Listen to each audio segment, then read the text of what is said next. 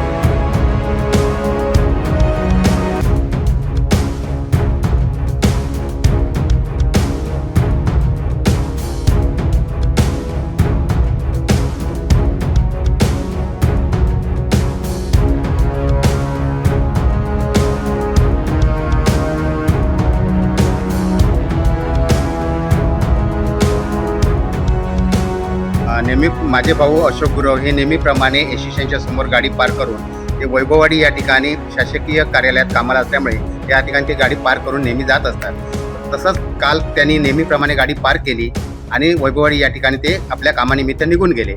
संध्याकाळी येऊन पाहतात त्या ठिकाणी ती गाडी त्यांना तिथे आढळली नाही।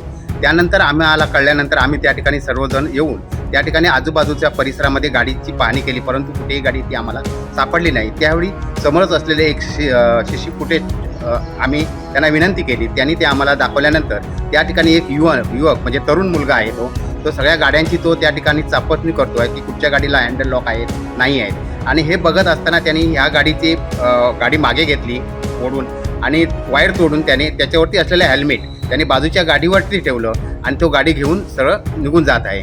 त्यानंतर आम्ही हे कळल्यानंतर आम्ही रात्री 10:30 वाजता कणकवली पोलीस या ठिकाणी स्थानकात गेलो। त्या ठिकाणी कंप्लेंट आम्ही दर्ज केलेली आहे। परंतु मला असं वाटतंय की त्याचवेळी जर पोलीस स्टेशनमधून जर ताबडतोब त्या ठिकाणी जर कारवाई केली असती तर रात्रीसुद्धा ती गाडी सापडू शकली असती असं आम्हाला वाटते आहे। परंतु त्या ठिकाणी रात्री त्या पद्धतीने तिथे आम्हाला सहकार्य मिळालेलं नाही आहे।